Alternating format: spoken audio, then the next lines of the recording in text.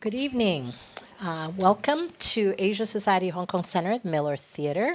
I am really, really happy to see so many of you tonight for this program, which was my brilliant idea, because I've been wanting to talk to Edie about her swimming for a long time. Every time she accomplished something, that I read about in the paper, it's like, how come I can't get her? So it was because of the Olympics and a lot of other stuff, and also the wonderful swimming that she did, the record that she broke, Denmark to Sweden. And I thought, okay, maybe this is the timing. And she said yes right away. So I texted her and she said yes. So that's how this program came into being. And one of the reason is that Edie's a good friend. I've known Edie through a lot of mutual friends for many years. And I know her from the art world. I think many of you may not know that she's an art consultant. And we have a lot of mutual friends in common. And I know she swam open water ever since I came back to Hong Kong in 2011. And so I knew there was a community of you all. Many of you are here tonight. And through people like Alex, Jord, and a lot of friends from Splash. Thank you, Libby, for being here. And again, I want to thank Splash for helping us spread the word about the program, and also the Wellesley alums. So we have a lot of Wellesley alum represented tonight. And so I think, I also met Edie through a lot of my Wellesley friends. So that's why this program came into being. And part of the reason is we don't celebrate enough. It's been, I'm sure all of you, there's been so much negativity and the world's going crazy and all that. And when you hear stories like Edie's, it's like, wow, she's one of us. One of us, meaning, she's from Hong Kong. She lives in Hong Kong now, although she's she's from California. But she has, every time she has swum, accomplished the swimming, it's the Hong Kong flag that she is proudly waving. And I think the open water swimming, later on we'll talk about it, is like kind of popularized it. I just found out, I looked it up. When I was living in Hong Kong in the 90s, there was talk of, when you could do the cross-harbor swim, but it was in the 90s, it didn't happen. I think from 70s until 2011, there was no cross-harbor swim, although it got started in Hong Kong in 1906. But so I think what is really interesting now is Hong Kong water got cleaner. I think we're going to talk a little bit about that, and also her adventure in Paris. And so that's why this program came into being. And also want to celebrate women in sports. I think those of you who watched the Olympics probably saw the stats. 40 gold medals won by the Americans and 40 from China. And immediately the U.S. had the stats, 65% of the gold was won by women. And I was curious, out of the 40 in China, how many was won by women, and it was 60%. So, that's pretty good for women in sports, this Olympics.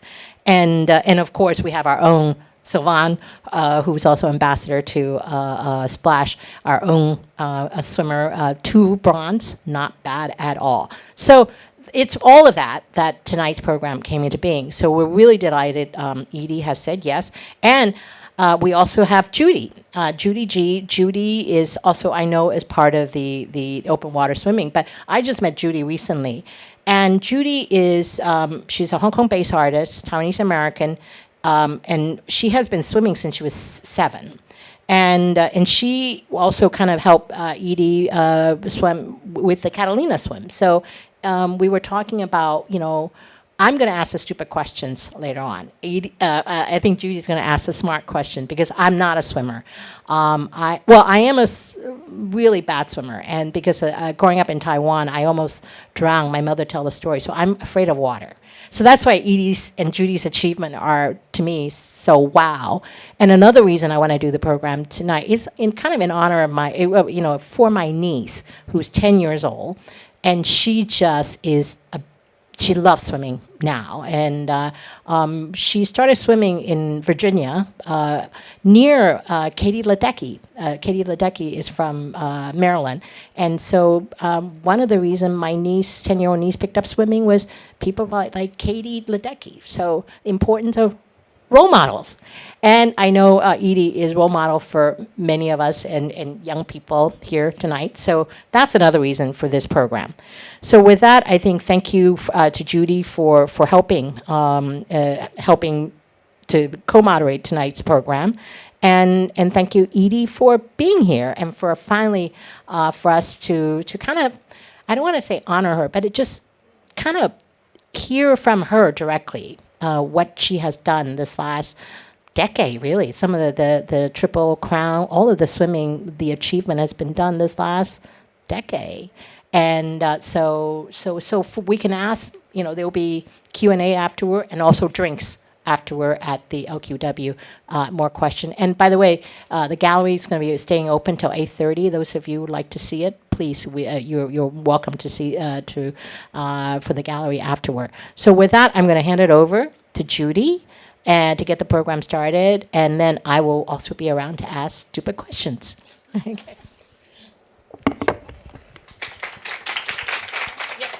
Okay, hello. Hi, everyone. Thank you for joining us tonight. I'm Judy. She just introduced me, so I can just skip all that. I'm also a Wellesley alum, but I did not meet Edie at Wellesley. I met her here through open water swimming in Hong Kong. So I'd like to know, how many swimmers are there here tonight? Raise your hands. A lot. How many open water swimmers? Still a lot. Okay. How many don't swim at all? Oh, I'm sorry.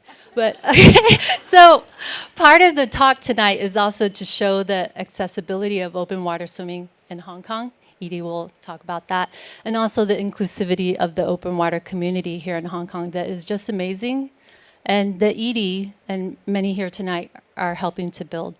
So I'm going to go through some quick stats. Edie, well, you already said, she's a independent art appraiser. She's also an elite marathon swimmer. So marathon swimming is classified as a distance of at least 10 kilometers or more open water. Her most recent swim was this past July, the Øresund Strait. Is that how you say it?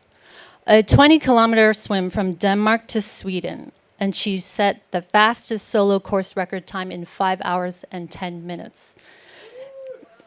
Yes.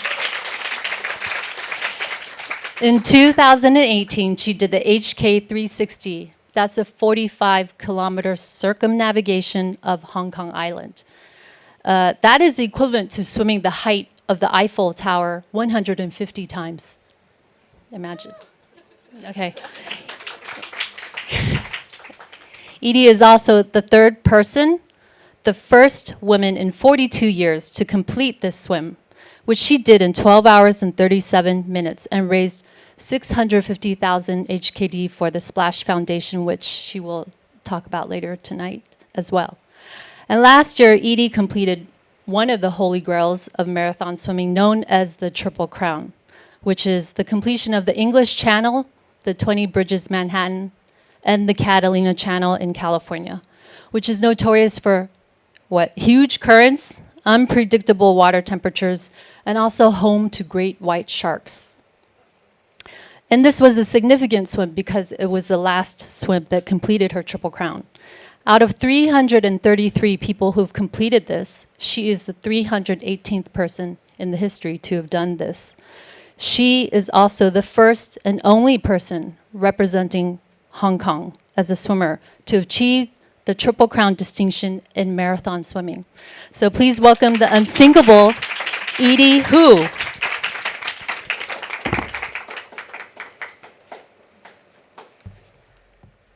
Thank you, Judy. Thank you, Alice. Thanks for inviting me to come and share some of my stories. I'm just going to turn this timer on so that I won't go over. So I'm really excited to come here. As Alice mentioned, I was just in Paris, and I just learned what the Paris city motto was, and it's Fluctuat nec mergiter. And it actually translates from Latin, she who is rocked by the waves but does not sink. And obviously it applies to Parisian history, but also I thought it kind of resonated with me. And So I think I'll tell you a little bit about my story, and maybe you'll think that, yeah, maybe I am unsinkable. So when I was little, if you had told me that I was going to come up here someday and talk about my swimming career, I would have thought you were crazy. When I was about 5, my mom signed me and my brother up for local swimming lessons, and it didn't really go that smoothly. My brother cried, and every time he cried, the swimming instructor would dunk him underwater. I was also petrified by our swimming instructor. So the two of us didn't really have a great start to swimming. But as we sort of got used to the water, we started liking swimming, and then she signed us up for swim team. And so my brother and I both joined the local swim team, and this is me when I was probably about 9 years old. And we just loved it. It was like we looked forward to the summer. We looked forward to hanging out with our friends. And I wasn't the fastest swimmer. I never win, blue ribbons all the time, but it was just fun. And it was also, I was on a winning team, and I think the 10 years that I swam for them, we never lost a race, a dual meet, and so it was also just kind of teamwork, and it was also just a lot of joy. And the swimming, I swam, started being more competitive, and I started swimming competitively in high school and as well as into college. But again, I wasn't fast enough to make a Division I school like Stanford or Berkeley. So I swam for Wellesley, and it's a Division III school. It's a women's college in Boston. And I swam all 4 years, and I absolutely loved it. Back then, I was a sprinter. I swam 50 free, 100 free, 100 back, and 100 IM. I hated distance. I would have never have thought that someday I would be doing all these crazy long distance swims because I was kind of lazy, and I only liked to do short distances in a 25-yard pool. And I always thought that the people that did distance, like 500 meters, had to train at like 200 and 500 for their swims, for their events, and their practices. They had to swim a lot more distance, and sprinters, we just got out, so it was much easier. And I think, so after the swim season was over, I didn't make it to the NC2As, so my season finished in February, and there was a bunch of us sort of having these sort of post-season blues, so we decided that we wanted to start playing water polo, and it was something that I had always wanted to learn to do, and never got a chance because back in the early 90s, water polo was for boys. And even though I grew up in California, they didn't have water polo for girls. And so it wasn't until I got to college that I decided that, hey, we got to do something about this. So we hired a couple MIT water polo players who were more than happy to come over and teach some Wellesley girls how to play water polo. And so for 4 years, we played water polo after swim season was over. And my junior year, we actually did make it to the NC2A championships, although it was kind of by default because they needed some representation from the New England area. And we were playing some big California teams, and we did get our asses kicked, but it was a lot of fun. After I graduated from college in 1997, I traveled around a bit. I lived in Taiwan, Shanghai, London, New York, and all those times I never really picked up swimming. I was kind of burned out from swimming. I didn't play water polo because there wasn't really a team to play. So I just took a really long break from swimming, and I tried running, which I'm terrible at. So it wasn't until I moved to Hong Kong in 2007 that I started to, get curious because we have beaches right here, and people told me about a couple of these local swims, and one of them was called the ASHK Challenge, and this was organized by Doug Woodring and Doug Wu, and it happened in July and it was just a 2K swim from Big Wave Bay to Sheko, and it was just an easy swim, and I thought, okay, I'll sign up for that. So I did that, and I met some friends. There was this guy named Freddie Balfour, who's in a couple of these pictures, and he was a reporter that covered my industry, which was art, and then I saw him at the swimming, and so I was like, oh, you swim too. So he kind of invited me to join some of their open water swims after. I was actually looking for a relay. There was a relay called the Clean Half Relay, and I was curious to join it, but I didn't know anybody, and so the only person I knew was Freddie. So Freddie and I joined a team, and we recruited another guy named Lawrence Webb, and I found a couple of colleagues from Sotheby's to join me, and we formed a sort of ragtag team. One could only swim breaststroke, the other one never really swam in the ocean, couldn't sight. Somehow we made it. We finished. It was a swim from Stanley Main Beach to Deepwater Bay, finishing at the VRC. And this is a relay, a race that now has turned into cold water swimming. So there's one called the Cold Half that happens in January. And I did this swim several times, and then I joined the open water swimming community and started swimming on Sundays. And actually, to be honest, when I first started open water swimming, I was freaked out about everything. I thought that there were sharks. I thought there were things that were going to eat me, because the water's kind of murky and you can't even see the bottom. And then I just realized everything is plastic. Everything is garbage. And I think that touched me was not going to kill me. So now I just mentally changed my mindset, and I think that everything is garbage. Everything that touches me is garbage. And that has helped me get over my fear of the open water. The organizer for the Cold Half actually wanted somebody to do a solo swim in 2016, and so for a female to do it, because at that point, up until that point, no female had actually finished the Cold Half. And this is water that is around 16 to 18 degrees, which in many parts of the world is not cold, but for Hong Kong standards, it's cold. And it's the same course from Stanley to VRC. So I was the first person in 2016 to do it. One of my first big swims was one that I did in Maui. I met somebody that is from Maui.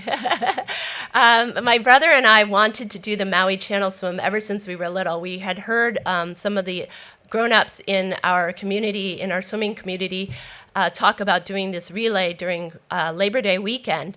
And we always thought it sounded like fun. And once we were sort of grown-ups, we thought, oh, maybe we should do it ourselves.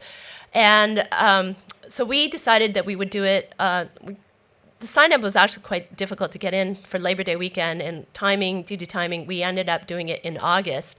And my brother and I teamed up, and we did it as a tandem solo. We booked the boat and the observer, and the two of us swam from the island of Lanai to Maui. We were supposed to end up in Lahaina, which is sadly the town that got burned last year.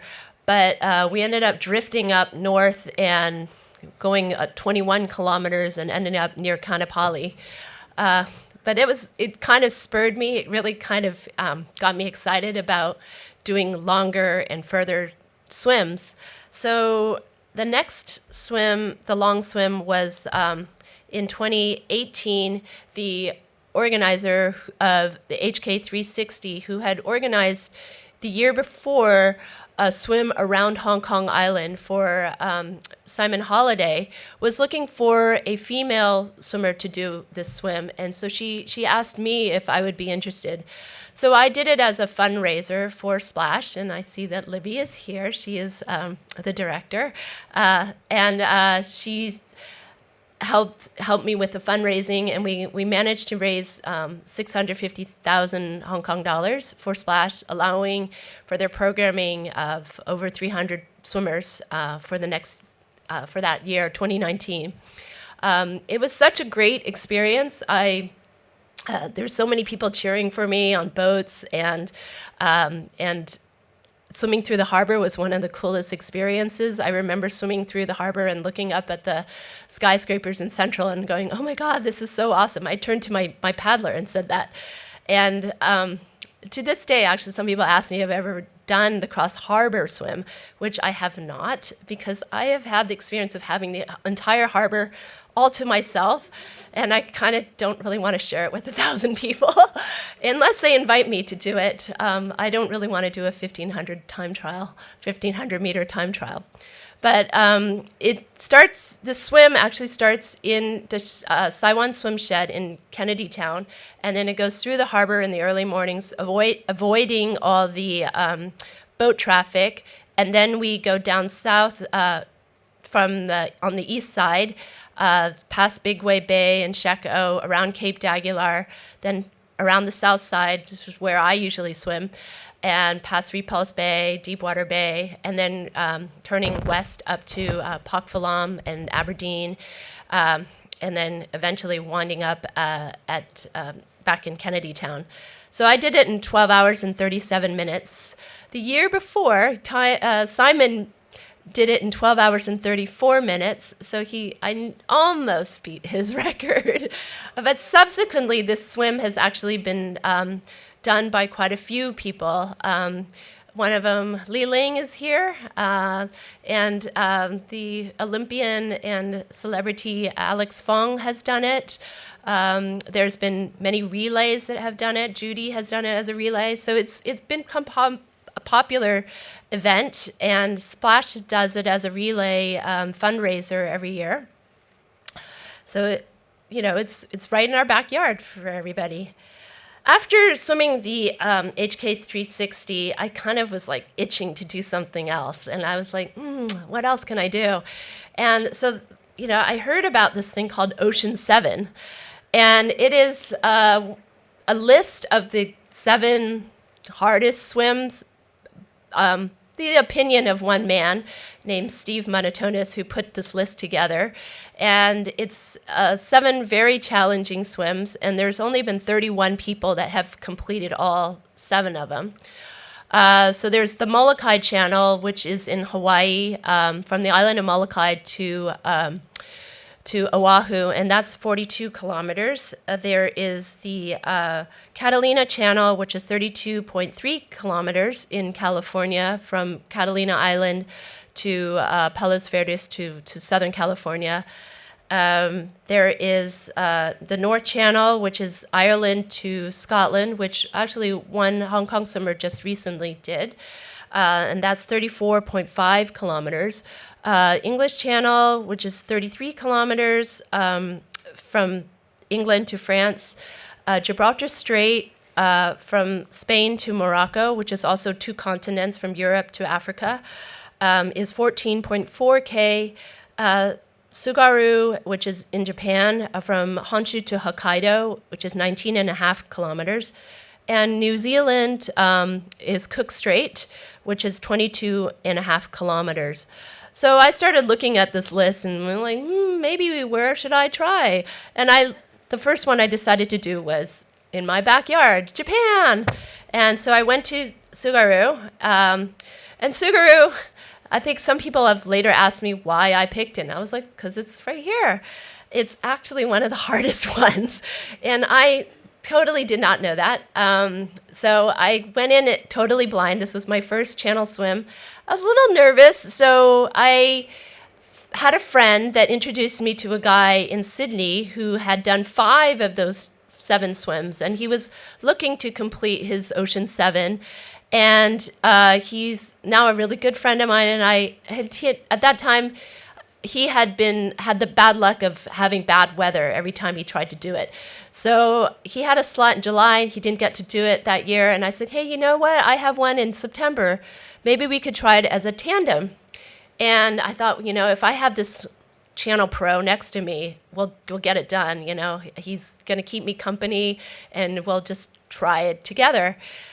And so looking at this map, you can see that it's Honshu to Hokkaido, and it's the top of this peninsula, and the one on the one with the red line, and that is the usual trajectory of the swim. This is the most ideal. This is a very unique body of water because it's the Sea of Japan flowing into the Pacific Ocean, and the currents only move in one direction. And the currents in this picture gets faster and faster. So that white part of the channel in this picture is super fast, and there's no way that you can actually cross it. So you have to get out from lower on the peninsula. So this straight point is 19.5 kilometers, but you actually have to go way out and go up. So it's usually over 30 kilometers that you end up covering. And so this guy, Dean, and I, we made a pact, and we actually had to make a promise to the organizers that we would stay together, and that if one of us got out, that we would both get out. They were very reluctant, and we said, yes, we'll do that. So this is how it started. We started at 9:30 at night. We actually got them down to 9:30. They really originally wanted us to start around 3 a.m., and we kept pushing the time back. And so we started out in calm waters, and you can see that it's really dark. The other boat is a guide boat. It's also a tuna fishing boat. These are the boats that took us are tuna boats, and they're brightly lit, and they want to make sure that all the boats in the area know that there's a swim going on and that we won't run into any tuna nets. It also attracts other fish too. So Dean and I were swimming together in the beginning, but then Dean started falling behind, and I was like wondering what was going on. Turns out he had a foot cramp during this swim, and I even asked to massage his foot so that we could keep get going, because we really needed to make some some water before it got pretty choppy. And after 5.5 hours of him dropping back into the darkness, and then me slowing down and the boat slowing down, and then we picked him up, and then he dropped back again. He finally got out of the water. He actually asked if I could stay in because he didn't want to jeopardize my swim. And the pilot finally, the captain of the boat finally said yes. And so I toiled on for another 7 hours, and I was really lonely when he got out because it was kind of like all of a sudden I'm in this dark water by myself. And the only thing I had to keep me company was this white line on the bottom, and it's actually a piece of cloth they have hanging off the side of the boat, and it's like having a black line that you swim over in a pool.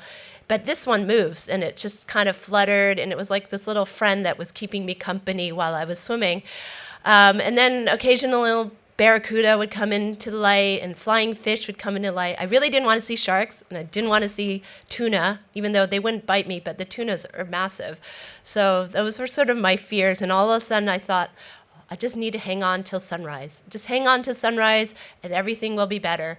And then the sun came up, and it wasn't the dramatic sunrise that I had envisioned. It was just kind of gray, and it got windy and choppy. And finally, it was my reality that I was getting taken by the currents, and that I thought that I was moving, but I actually was moving just with the currents and getting pushed further and further away from my destination. So after 11.5 hours, I finally called it quits, and I got out on the boat totally exhausted.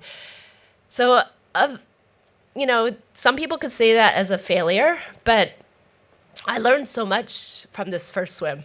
And I don't really mind that I failed, because I learned that I can't take Mother Nature for granted. I thought, having a guy that is a pro next to me will be a piece of cake. And, things can go badly quite fast in these channels, and that I needed to train more.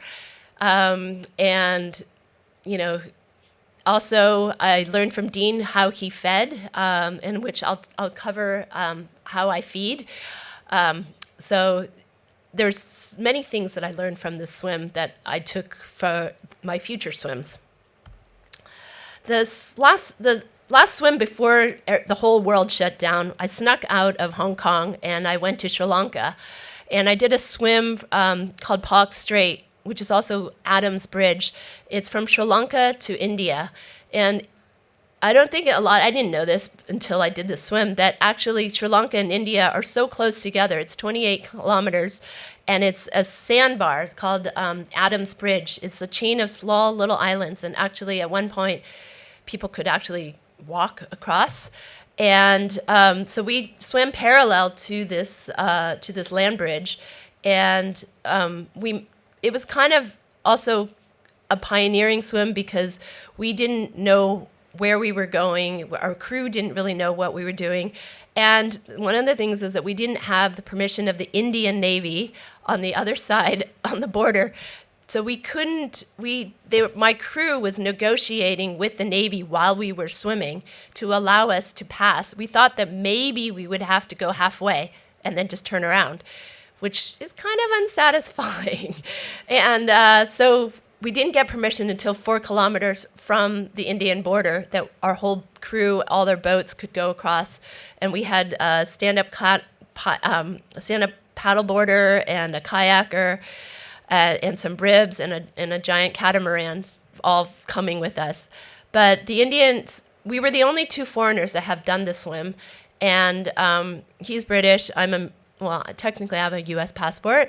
And so we didn't have Indian permission to visa us to get on their land. So we actually had to just wade in, and the water is very shallow there, up to our knees. And then we kind of eventually at the very end, probably with 200 meters left to go, we just kind of called it as a finish. And so that was quite a adventurous swim because we didn't really, it was kind of just on the whim. I finally got out of Hong Kong, so I spent most of 2020, like everybody here, in Hong Kong.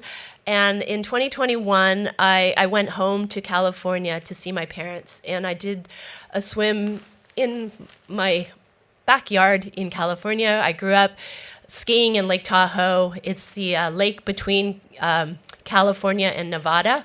And this is the length of the lake from south to north. And it's about 34 kilometers. I did it, it starts at night and it goes around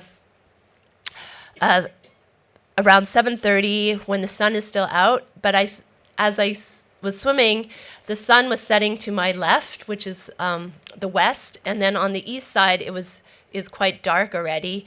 And so I saw the sun going down, down, down, and I was like, bye, sun, I'll see you in 8 hours. And then it was just dark, super dark. And it's a freshwater swim at altitude. So it's something that I actually not quite used to swimming because I'm used to swimming in the warm sea. So I had to kind of get used to that. And kind of it's very serene out there in the dark. And the water's fresh. So actually Lake Tahoe water is very clean. And so I was actually started drinking it a little bit. So this is just a little bit of my swim. It was a little windy that day. I was lucky because there was forest fires that summer, and the air was smoky on some of the days. And actually, I had a pretty clear day. And I'm really grateful that my brother actually came along with me. He was on the boat, and then he got to swim like the last 200 meters with me. So that's my brother Eric with me at the end. He's actually a much faster swimmer, but not a distant swimmer. In 2022, I was training for a swim that I'll talk about after this one for Manhattan. And I happened to be in Europe at that time, and a friend was doing a swim from Capri to Naples, and I happened to be in Italy, and he asked me if I wanted to join him on this swim. We did it as a tandem. We did it as a relay, 2-person relay. It was actually a pretty insane swim that there was a storm in the middle, and we were the only 2 people that finished the entire swim. And after that swim, he had to go to England because he was doing his English Channel swim. So I said, I'm not doing anything, so I'll join you. So I was on his boat, and he had the hottest day of the year. It was 35 degrees in Dover, and the water was like 19, and it was the flattest day ever. The water just was super flat, and you never see the channel like that. And I got in a couple times with him to keep him company, and I was just chomping at the bit. I really wanted to do it, but I hadn't signed up to do it. So I asked the captain of the boat that was taking my friend Alan, do you have any openings? And he said, well, I'm booked through 2024. And I was like, no, I mean, like this week, next week, can I just get in? And he's like, oh, really? You want to do it? And I was like, well, I kind of want to. And he's like, if you have the paperwork, then yeah, maybe I can squeeze you in. And I luckily had been training, and actually my dear friend out there, Li Ling, was also training for the English Channel. So that winter, I had done a 6-hour qualifying swim with her, because you have to do it in the colder water between at 16 degrees. And so I said I did that. So I luckily 2.5 weeks later, I got to do the English Channel. And it wasn't as flat as my friend's swim, but it was still a memorable swim. I kind of found out last minute, and so I had to pull whoever was in the UK at the time that could be on my boat. And one of my friends, Jenny Barber, who used to swim with us in our swimming group, was in the UK, and so she was on my boat, and she jumped in with me a couple times, and that's us in the channel swimming together. This is sort of the iconic English Channel swimming photo with the big container ship passing, and that's me ahead of her, and she's in the wetsuit. And it was a really kind of memorable swim. I was happy that I finished, and it was a great experience. I did it in 12 hours and 37 minutes. And it's interesting, this is my course on this side, the blue one. And there's many different tracks. And people start out at different times from the same place at Shakespeare Beach and end up in very different places. Everybody has a different path. No two swims are alike. No two swims are identical. And it's kind of like life in a way. And people have, some people are fast, some people are slow, and some people have a rough swim, some people have an easy swim. So it's kind of like the story of life. And that's how. So a lot of people ask me how I feed, and oh, thank you. Oh, I actually have my own water. I should probably take a sip.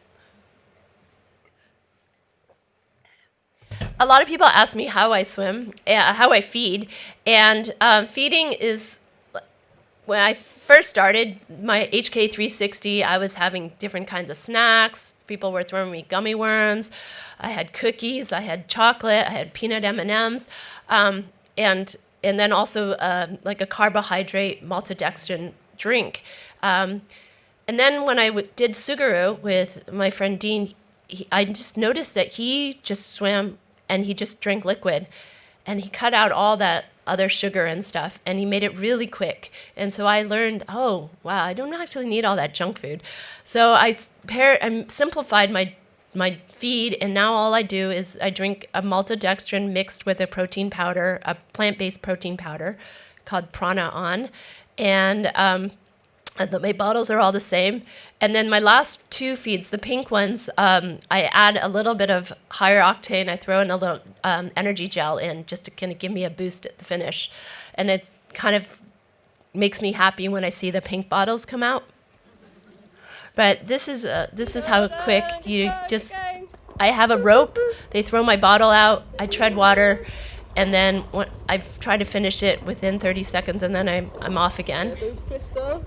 Can we see the other ones? Not quite yet. We're looking good. Sometimes also this is the time I pee. So that year, I was actually training for the Manhattan swim. This is 20 bridges, and this is a circumnavigation of Manhattan Island. And Manhattan is about the same size as Hong Kong, actually. And the reason why it's called 20 bridges is there are 20 bridges that intersect, that cross the island. And so it starts out at the Freedom Towers down in Wall Street area, and it goes under, the first bridge is Brooklyn Bridge, and then it goes up the East River, through Harlem River, and then down the Hudson. And this is a swim that actually gets a lot of current. So you get the push of the river, and the fastest people can do it in 6 hours. So imagine the size of Hong Kong Island, but doing it in 6 hours. I did it in 8 hours and 16 minutes. I was super excited because I used to live in New York, to see these skyscrapers and the skyline that I used to recognize, all these places I used to pass by. And it made me excited. That's in the far distance, that's the Empire State Building. And when I passed that, I had Alicia Keys' Empire State of Mind playing in my head. And then this is between the two bridges. This is Brooklyn Bridge and Manhattan Bridge. So actually, this is current that's actually pushing me upstream, and we're looking at Brooklyn. So I was hoping to finish the Catalina swim and get the Triple Crown within the same season, but because I don't plan far ahead. I do things spontaneously. The people in Catalina said I could not just jump in and do a swim, so I had to wait a year for me to do it. They needed 45 days, and I didn't have 45 days to apply. So I'd waited a whole year to do the Catalina swim. And the Catalina swim, I thought, was going to be a piece of cake because you look, it's a straight line. And that totally, I was not expecting that it was going to be harder than my English Channel swim and harder than Manhattan, and one of the hardest swims I've done so far.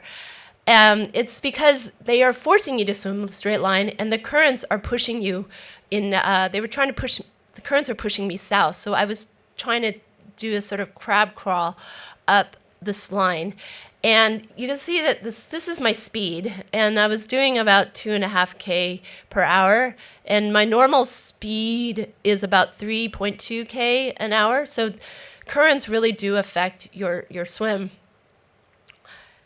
But this was also a great swim because I had the support. I had Judy on board, and I also had another Wellesley alum named Rebecca, and she was a sort of channel veteran. She had done the Catalina channel, and she lived in LA, and she came out to support. And so she and Judy took turns getting in and out of the water, swimming next to me, keeping me company, and kind of calming me down when I saw there was something in the dark swimming underneath me. I did not know what it was. I thought I was hallucinating, but then later on they confirmed that there was something that they saw too. It's a little spooky because it starts out at 11:30 at night from Catalina Island, and you're swimming in mostly the dark. The Japan swim had all these lights on. This is total darkness. I'm swimming actually next to a kayak, and in the morning, we were rewarded with the most spectacular sunrise ever. I was looking at it, I started to see it get lighter and lighter and lighter, and I was like, they better be taking pictures of this. And actually, Judy is an artist. She actually got 2 paintings out of this swim. She painted this sunrise. It's the most spectacular sunrise. This is what I had in mind when I did Suguru, but I guess sometimes sunrises don't always look like this. The last year, I also snuck in one more swim, and this was Gibraltar Strait. It's also one of the Ocean 7 swims. And this one is the shortest one, so it becomes very popular. And it's only 14.4 kilometers. It's from Tarifa, Spain to Morocco. And there is a 5-year waiting list for this swim because it's so popular. And what they do is they try to group up swimmers in groups of 3 or 4 so that they can get all of them across. And so I luckily found this Taiwanese girl who was had mentioned that she had a slot, and that she had actually joined this Indian coach and his swimmer who had planned this swim. So they were just looking for people to fill it. So I said, I'm free, I'll come. So we got to do it in October, which is sort of the end of the season. And the interesting thing, the challenging thing about this swim is that the winds, this is one of the windiest places in the world. It's the kite surfing capital. And there is a easterly wind that blows off this the Saharan desert, and that's the warm, humid one called the Levante wind. And then there's one that blows from the Atlantic side, which is the cold wind called the Poniente. And so when the winds are down is when you can cross. And so it had to be just right. And we started out as a trio. This Indian kid and the Taiwanese girl and myself. I was the fastest one out of the three of them, but I didn't mind having them draft me, which is something that you're allowed to do on this swim, letting them swim behind me and making it easier so that I can pull them and we would work as a team. However, this young Indian boy who's 18 years old, never been out of India, super skinny, had hypothermia, and he was actually halfway through the swim. He started slowing down and getting further and further and further behind. And so sadly, we were all had to stay together. We were all kind of having to wait for him. And it kind of got a little frustrating because we were waiting in the cold water, waiting for him to catch up. And nobody recognized the signs of hypothermia, which was kind of crazy, but he was not listening to directions and swimming in all sorts of directions. Finally, about 1 kilometer from the finish, they pulled him out of the water, and this is actually when we were actually still swimming together. And so the Taiwanese girl, Wen, and I finished together.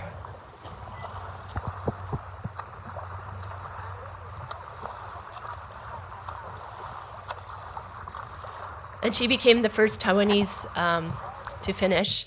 And she's actually doing the Catalina Channel next week. So this year, I did one swim called the Øresund Strait. It's from Denmark to Sweden. This swim was totally not on my radar at all. And I'm going over, I'm sorry. And it was only through a friend named Amy that she told me about the swim. She had just come back from Denmark, and she said that there was a swim that she was looking out at from Kronborg Castle out at Sweden. She says, I wonder, it's so close, it's only 4 kilometers. I wonder if anybody swum it. So she looked it up, and she found out there was a swim. She told me about it, and I looked it up, and I said, oh, there's only 7 people that have done it? I'll do it. So I signed up, and I asked Amy if she wanted to come and join me, and she came with me and joined me on my swim. Now, this swim was actually an interesting swim because I had very favorable winds. I looked at the wind charts, and I thought, oh, my God, it's like crazy winds. How am I going to get through? But I should never doubt a Dane because they have Viking blood, and they actually know the waters better than anybody. And they said the winds are going to be favorable. And these winds actually took me across in record time. And I swam from north of Copenhagen from a place called Bellevue across to a place called Baselbæk. And this chart, if I showed you the other one, this one, I was swimming 4 kilometers an hour, which is usually that's not my swimming pace either. So I was just super lucky with this swim, and it was a lot of fun to do it. And I set a course record, which I think I'm actually going to be able to apply for the Guinness Book of World Record for. Hopefully they'll recognize it. So I'm going to come back to Hong Kong and talk about my swimming community here. Some of them are here in the audience. This is a group that I joined in 2013. I felt I needed some new friends because all my friends were moving out of Hong Kong, and I made some great friends. Some of them are some of my lifelong friends that I still, even though they moved away, we're great friends. In and out of the water, people that are doing 3-kilometer swims, just trying out, just new to open water swimming, and then people that are doing channel swims. We are very supportive of everybody, and there's always people that are training for things. I think that some people are actually inspired to do an English Channel relay. Some people are going to train for the ASHK 360. So we meet on Sundays in Repulse Bay.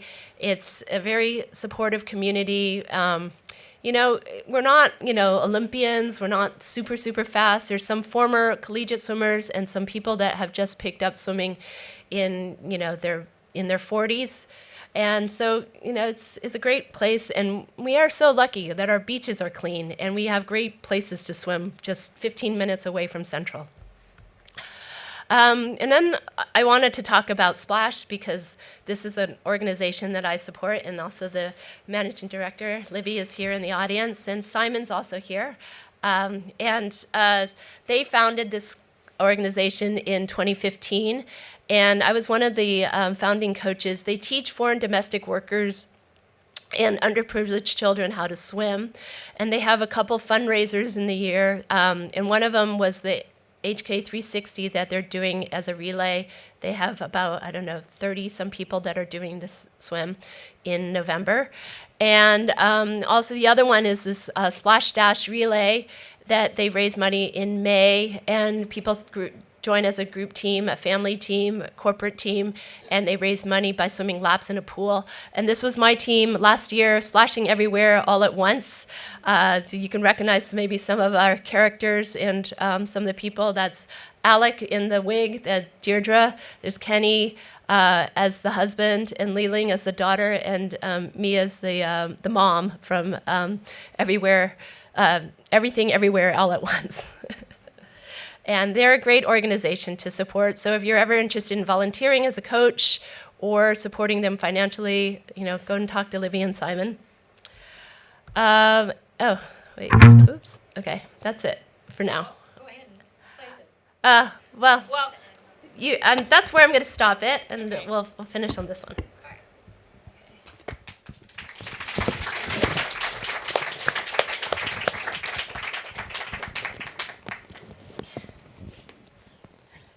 Okay. Sorry, I went over. So we have a few prepared questions. I'll go first. And I like to refer back to an anecdote from the Catalina Channel swim with you. So the first time I got in as a support swimmer with you, the water felt like Hong Kong winter water. I'm in a suit. I'm totally fine. Edie's not in a suit. She's totally fine. And I thought, she can do this. This is fine. But the second time I got in, the water temperature had significantly dropped. I think it was 5 degrees Celsius. So, yeah, because I actually looked it up. Degrees. It dropped 5 degrees. Yeah, dropped 5 degrees Celsius. Not that it was 5 Yeah, degrees. it went from 20 to about 15 or 16. I felt like 18 to like... It was cold. Anyway, I got in and I thought, dude, this is cold. And I'm like, how is she doing this? She said her hands were starting to claw, which is not a good sign. And she was kind of hesitant. I didn't know what was going on in her head, but what I knew is she had to move. So I just urged her, you got to move. Just move. And she just put her head down and just stroke by stroke started moving and then slowly got her rhythm. And I thought, this woman has been swimming 10 hours, most of it in the dark, no land in sight, all alone, and with dark objects swimming under her, like she had mentioned. The currents were pushing her hard. They picked up at that point because from the boat you could see the whole ocean pushing her. And then this temperature drop. And I thought, how is she doing this? It's just amazing. And so I'd like to ask you about the psychology of swimming and how do you face those moments? I think that it helps to have a sort of destination in mind. I think that like doing these channel swims, there's always a sort of land mass that I'm swimming towards. So it definitely helps when you can see it. If you don't see it, it's a little bit mentally daunting. Like Suguru, I never saw land, so it was harder. I think that halfway through, I was already able to see land and see California, the coastline, so it helps. And, people always ask me what I'm thinking. It's kind of like it's like meditation. I've just kind of ideas pop in, pop out, and I'm just breathing. But I don't actually practice the kind of sitting still meditation. It's just the swimming. It just kind of helps me clear my head. And the one thing that does get me motivated is actually food. I always think about my meal after my swim, and I think about what I'm going to eat. So I'm very basic like that, like a little animal. What else? Okay, my question for you is really, it's about sponsorship. I mean, I was reading the article on the paper about the fencers. Many of them are elite athletes, and to get there, kind of the stipend they get from the government is it's not that much. But in your case, you don't have a sponsor. and you're doing it yourself for the love of the sports. And this is an area where I would love to see, I mean, you work with corporates before, you work with the private sector. How can we help you get sponsors? I would love to be sponsored, but I don't know how to start. I mean, I think that I'd have to find some organization that we have the same sort of vision. Obviously, it would be great to have my airplane tickets paid for by Cathay Pacific, but I think that they're busy supporting Olympic athletes. Well, you're in that I don't caliber. know about that. I even have a tagline. I swim where you fly. Okay, we'll work on this. I assume where you fly. Okay. But I would be happy with anybody who wants me to support them if we have a sort of connected vision of the environment maybe, or health, or I'm open to anything. So when and what is your next swim, and would you like a sponsor for that? So I'm planning to do another swim, one of the off that list. I'm going to New Zealand next February, and I'm going to attempt to swim from the South Island to the North Island. So we'll see. So out of the 7, how many do you still? I've actually done 3, and so there's still 4 on that list that are, up there. North Channel is quite daunting. I'm kind of inspired by this Hong Kong guy, Ryan, who just did it. So I'm going to have to rack his brain. The Molokai Channel, which is I have family in Hawaii. I'd love to do that with having my brother there on the boat. But this is one of the toughest ones. There's so many elements. People take 28 hours to do it. It's kind of crazy. There are cookie cutter sharks. There are other sharks there. So there's lots of things I have to overcome too. Okay, you mentioned your brother a lot. Yeah. You guys swim together. What does he do for a living? He's a former Navy SEAL, not a current Navy SEAL, but I think water does run in our bloods.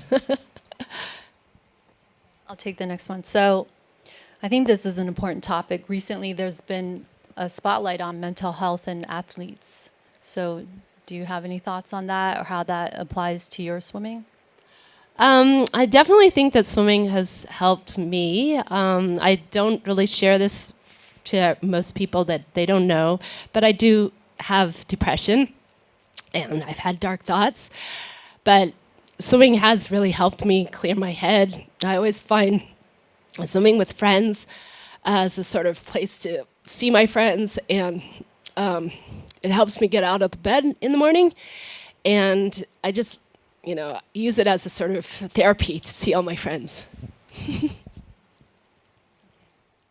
Okay, this question, I think you already kind of answered it, but who are your heroes? You are a hero for a lot of young people. I know how we met with my friend Henrietta, her twins saw you, ran into you at the beach in Hong Kong not too long ago, maybe last year, Alston and Hallie, and they you have inspired them. So you're a lot of young people's heroes, but who are your heroes? Actually, to be honest, I look at the splash swimmers as heroes, because they come from pretty poor backgrounds, and they come to Hong Kong and they work as foreign domestic workers. They're working 6 days a week. On their day off, they go to learn to swim. And a lot of them have fear of the water, and they've learned to overcome their fear.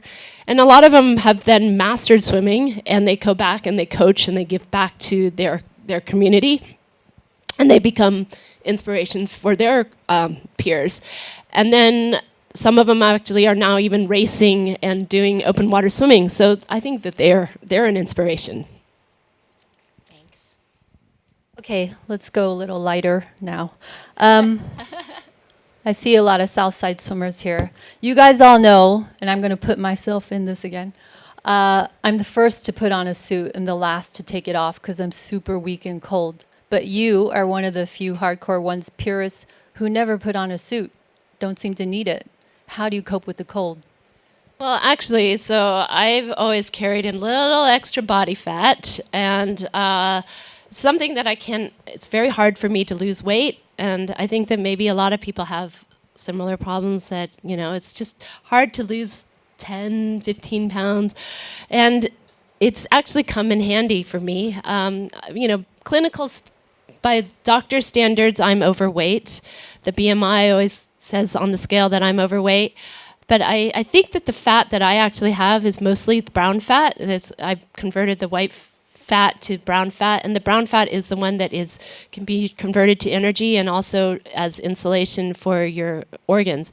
So I'm kind of grateful that I have this extra padding, and it's served me well. It's if you're kind of my age, I'm turning 50 next year. I'm kind of having hot flashes. It's actually a great way to cool down. So if you're ever having these symptoms, you can try to open water swimming. Okay.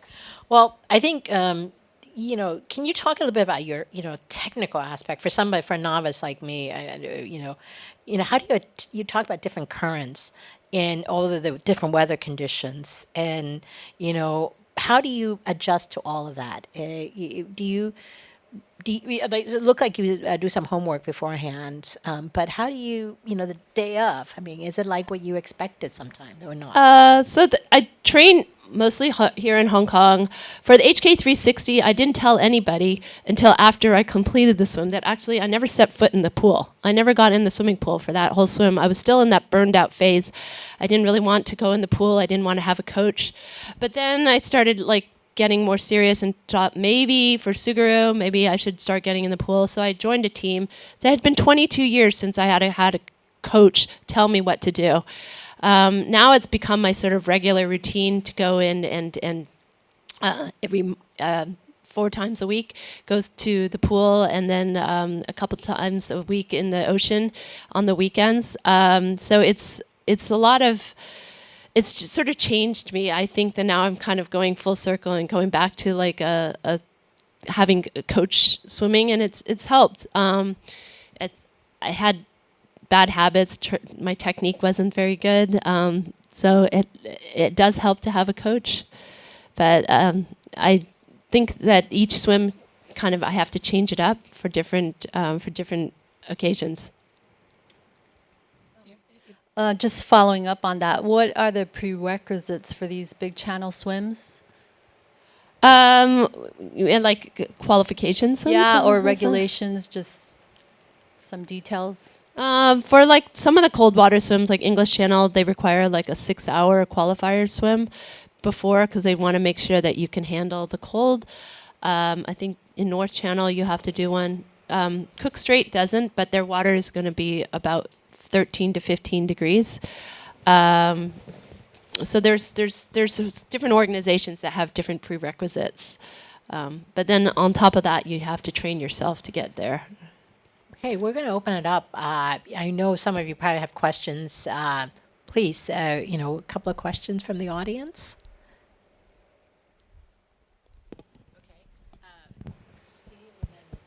Okay. Libby first. You're going to laugh that this is my question, but have you ever seen a shark? Yes, I have. I have seen a shark a couple times. I've had one surfing in Hawaii. I actually had one tiger shark touch my right foot. That was the scariest one because it touched me. And then I swam in Perth in Rottnest. There was a race with thousands of people, and I swam right over a shark. But I convinced myself that it was a rock, and it was kind of pointy and gray. And I just said, "Oh, that must be a rock." And I didn't say anything. And then people behind me told their crew that they thought they saw a shark. They sent up helicopters, and they confirmed it was a shark. It was I think a great white. And then they pulled everybody out within a 1K kilometer of this radius of the shark. Luckily, I had already passed, so I didn't have to get pulled out. And then my crew only told me afterwards, later on, that there was a shark and people had to get out. And I was like, oh, that's what it was. Really tried to trick myself into thinking that sharks are not real. Christine? Thank you very much for this very encouraging talk.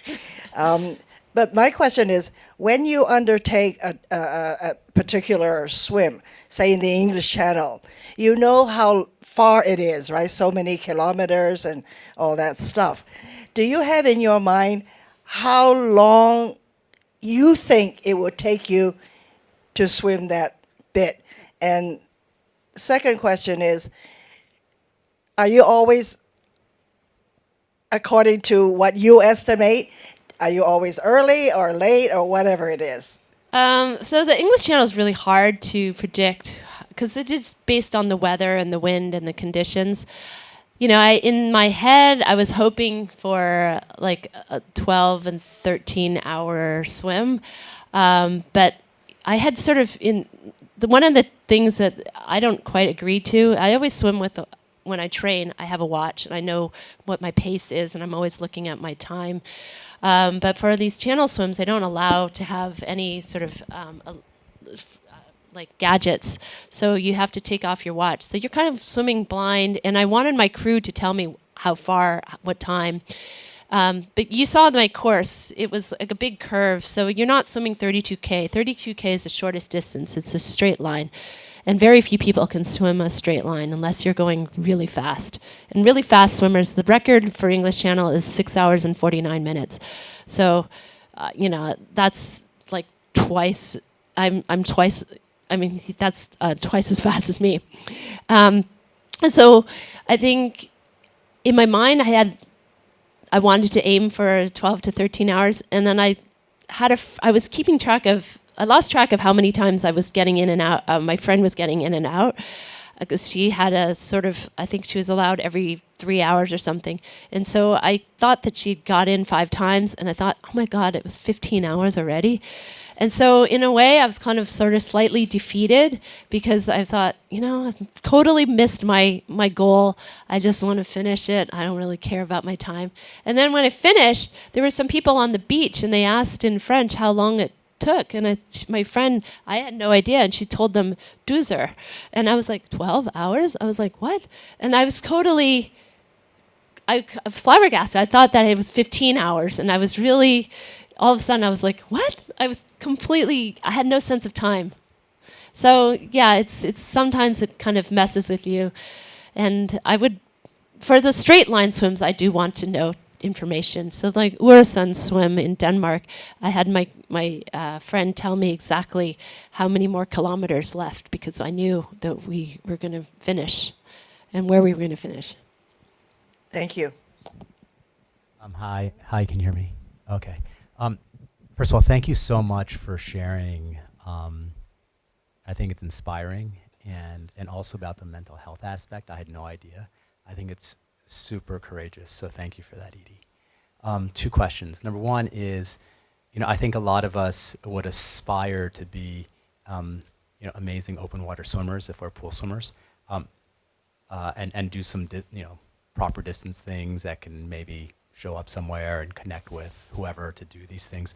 So the first question is, you know, how would someone get started to do around Hong Kong, which is actually a pretty big swim, or something else? Where should someone start? And then the second question is, so where should someone start who's based in Hong Kong, right? The second question is what's next for Edie? What are the next challenges, 2 or 3 challenges that you have planned for yourself here? Thank you. Well, I think that for starting out, if you are a pool swimmer, if you actually know a little bit about basic strokes, I would try honing your strokes, getting some lessons and getting your stroke technique a little bit better. And then if you wanted to try open water swimming, our group is always open and it's free. Just show up on Sundays. We have people that are just sort of starting out and going to get used to sighting, and then as well as people that are, faster and doing longer distances. But I think it's just starting out, and we also, some people want to wear fins, and it's okay if you want to wear fins to try to keep up with the group, if that gives you self-confidence while you're swimming. I think I talked about my next swim. I think I'm planning to try to do Cook Strait. So after that, I don't know. I may try to chip off the other few, but it's I'm getting older, but I have to every year. This is the reason why I don't plan very far in advance, because I always have to see how my body feels. I'm not a planner. Nellie? It's so inspiring, Edie. Thank you so much. It's a long way from I was thinking about our well. I don't know if you had to do it, but in my time, we had to jump in the pool at Wellesley and swim, tread water for 10 minutes to prove that we could swim. And this is such a long way from that. What do you do for training? How do you train for your swims? So I build up. So my regular swimming is just usually a swim team Monday, Wednesday, and Friday. And then I have a trainer that I work out with 3 times a week. My trainer's here, Claire. And so we work in cardio, we work strength, and one thing that she's taught me to do in the last year is handstands. So I kind of do handstands. And Tuesdays are my day offs, but Thursdays, Saturday, and Sundays I'm swimming, and I build up to about maybe 30K, 30 to 40K when I'm building up to a big swim. Yeah. Sorry, did you mention your random training plan that you had for the ASHK 360? No, so I did a lot of most of my swimming in the ocean, and one of my swims was I did a 10-hour swim in Repulse Bay, and I actually got a whole bunch of friends from swimming to come and join me for a loop or two. So we swim out to these 2 rocks out by South Bay called the Nipples, and we swim. That's about 1,400 meters and back, so it's about 2,800 meters a loop. And so I just kept doing loops and loops and loops, and I put my food on the beach, and then friends would just come and join me. We'd do a couple loops together with me, and then they'd go and have their coffee or whatever, and then I'd had new groups to come in and join me throughout the day. So it was a lot of fun. It was like a sort of community thing to just do 10 hours. It went by fast. Hi, thank you so much for sharing. It was really awesome. My question is, when you're swimming like long distances, for example, like 12 hours, do you like take breaks or apart from your like feeding time? And when you feel tired, what do you like do? So I don't take breaks apart from the feeds. Those are my breaks, and they have to be very quick. But I use those breaks also to pee, so I have a hard time trying to pee. Some people have been able to do it. I can't pee while swimming, while horizontal. It's very difficult. So I have to sort of stop and calm down. It's very hard for me to drink and pee at the same time, so I'm not that coordinated. So that's what I look forward to on the swims, is every time I take a break. And it's just for 30 seconds or less. When I get tired, I really just have to keep focusing that I'm going to get there. I'm making progress. And it's, slow and steady wins the race. So, I may not have a lot of energy left, but I'm just going to get that feed, and then I'm going to keep going. And every time I get that feed, I do pick it up a little bit. Sorry, can I just add, also on these big channel swims that she does, the captain gets upset if she takes too long on these 30-second breaks, because the currents are pushing the boat and it's really hard for it to stay in place. That could affect her swim. So she's not allowed to take breaks longer than 30 seconds. Hi, thank you, Edie, for sharing. You've brought so much pride to us as Wellesley fellow alums and Hong Konger and a fellow athlete. I have a question for your journey going from a collegiate competitive sprint swimmer, going from sub 30 seconds to a long distance swimmer, 12, 14 hours. Like, was there any physical or mental change or strategy you partook? Like, what was it like? And how does one get to there?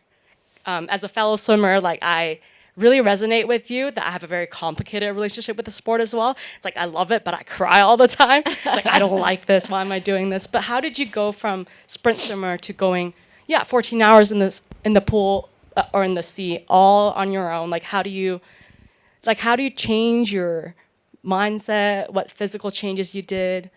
Yeah. Well, actually, it's interesting. I mean, I think that as our body gets older, I've noticed it. I'm not fast anymore. I can't sprint in the pool. I'm super slow. I'm getting passed by everybody when we have to do 50s in the pool. So I think that people as you get older, I think that endurance is something that can be built up and people get better. If you look at marathon runners, they're not in their 20s. They're usually in their 30s, 40s, 50s. So I think as you get older, your endurance can build up. And even triathletes, a lot of them are much older. So and then I think that for me, I don't like competition anymore. I actually got it out of my system in college, and I really don't enjoy racing. But there's still a sort of instinct that if you're trying to push me and racing me, I still will pick it up. But and like if somebody's swimming next to me in the lane and is trying to keep pace with me, that drive still comes out. I try to suppress it a little bit, and I don't like signing up for races. So I think that for me, the joy is just from getting from point A to point B, and seeing new parts of the world and exploring. And I think that's sort of changed my mindset. It's just sort of exploration and endurance and just me against Mother Nature. I don't need to compete with 1,000 people. It's not fun. All right. I know there's going to be a lot of questions. We're going to have a drink afterward, so you can ask Edie any question, and we have a lot of time. But I want to end by, I follow you on Facebook, and I know you were just in Paris, and you got to see some swimming, but the question I want to ask is about the sun. Here we heard about how awful the water was, and all of that. And Hong Kong's water was pretty awful, over a decade ago. So, did you get to swim in the sun? Yeah, well, I snuck in. It's still technically illegal to do this. So we were kind of sneaky. Myself and a friend named Patrice, who lives in Paris, and another friend named Alan, who used to live here in Hong Kong and lives in Sydney. We snuck into the sun at 6 a.m. Before the police were guarding the water, and we didn't do the Olympic course, but we swam from down the river from Îles de Saint Louis, and I will play this.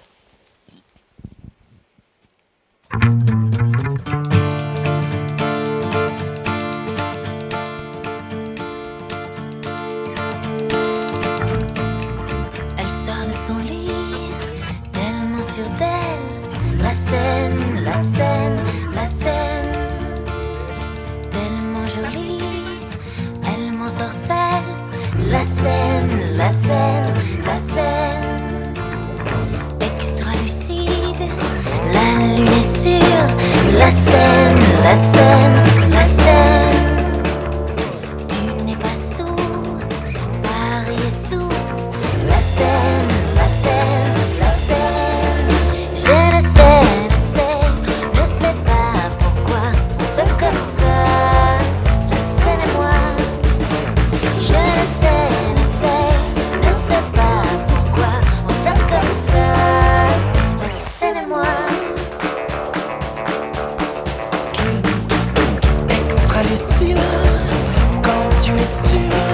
La Seine, la Seine, la Seine, extravagante, quand l'ange est sûr. La Seine, la Seine, la Seine, je ne sais pas pourquoi on s'aime comme ça. La Seine et moi, je ne sais pas pourquoi. Okay. Did you get sick? I did not get sick, but I was only in the water. I did just 500 meters in the water, but it was super fun. The water's very murky. You can't see your hands, and but it was just such a great experience. Everybody should try it. Well, on that note, thank you so much, Judy and Edie. Thank you, you. Alice. This was fun. I love programs like this. We're celebrating unsung heroes, but in this case, it's unsinkable heroes. And so thank you all for being here and, join us in the Lee Kuo-wei room. And I can't wait to, please, I know there are more questions for Edie. And please, those of you, I know many of you, some of you are not members. Please become a member. I'm really, we would love to have you as part of the Asia Society Hong Kong family so we can do more programs like this. And thank you, Libby and Simon. More programs. And, Simon did a wonderful program with us about open water, history of open water swimming in the theater a couple of months back. So we look forward to more collaborations, and also Wellesley as well. I know we're expecting some visitors from Wellesley in the future, but thank you all for joining us this evening and have a wonderful weekend. And see you over at the Lee Kuo-wei room. Thank you.